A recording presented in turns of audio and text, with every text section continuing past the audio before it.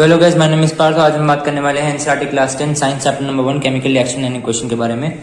इसके ऊपर मैं पहले कुछ लेक्चर्स बना चुका हूं। अगर आपने नहीं देखे हैं तो डिस्क्रिप्शन बॉक्स में लिंक होगा, वो जाके देखो। पिछले लेक्चर में मैंने बात की थी कि ऑक्सीडेशन रिएक्शन क्या होता है, रिडक्शन रिएक्शन क्या होता है, साथ ही साथ मैंने बताया था कि रेडॉक्स रिएक्शन क्या होता है।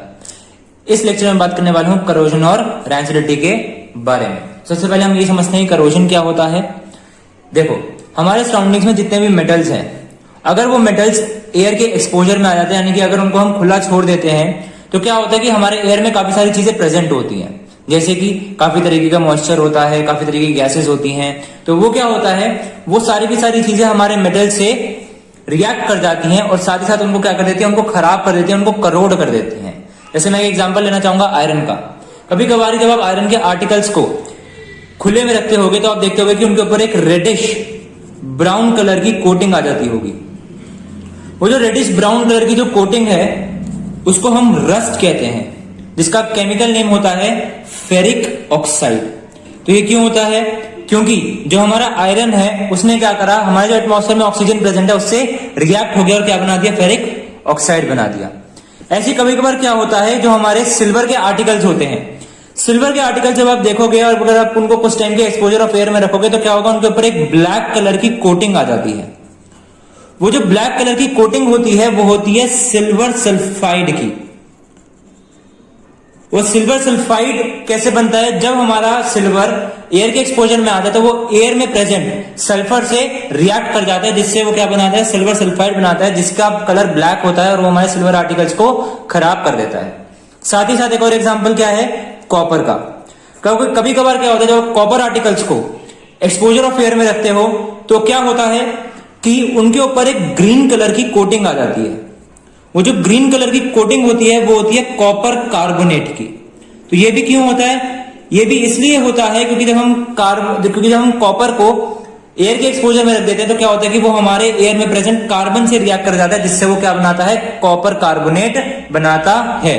तो ये 3 एग्जाम्पल हैं करोजन के।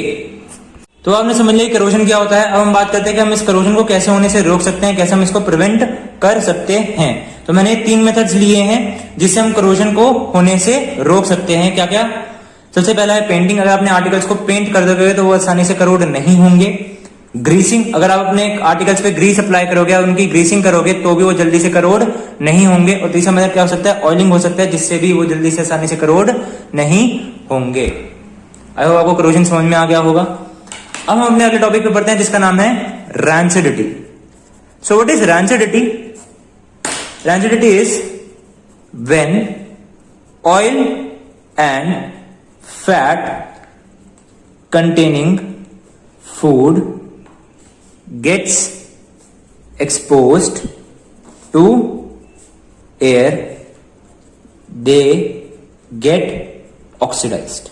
यानी कि जब भी हम कोई ऐसा खाना जिसके अंदर ऑयल है, जिसके अंदर फैट है, अगर हम उसको एयर के एक्सपोजर में रख दें तो क्या होता है, वो जो खाना होता है वो ऑक्सीडाइज हो जाता है, यानी कि उसमें जो ऑक्सीजन है वो रिएक्ट कर जाता है। तो क्या होता है जब खाना ऑक्सीडाइज हो जाता है, their smell and taste changes. उनकी जो स्मेल है, उनका जो टेस्ट है वो चेंज हो जाता है, वो अनप्लेजेंट हो जाता है, वो अच्छा नहीं रहता, वो खराब हो जाता है। उससे क्या होता है, hence our food become rancid. यानी कि क्या हो जाता है, जो हमारा खाना है वो रैंसिड हो जाता है, यानी कि हमारा जो खाना है वो खराब हो जाता है। This process is called rancidity.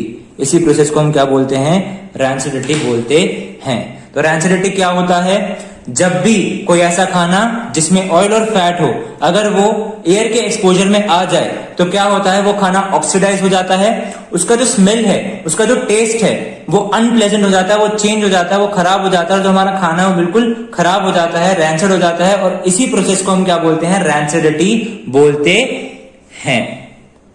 अब हम बात करते हैं, रैंसिडिटी हमने समझ लिया, हम बात करते हैं कि कैसे हम इस रैंसिडिटी को प्रिवेंट कर सकते हैं, क्या क्या प्रिवेंशन हो सकते हैं रैंसिडिटी से बचने के।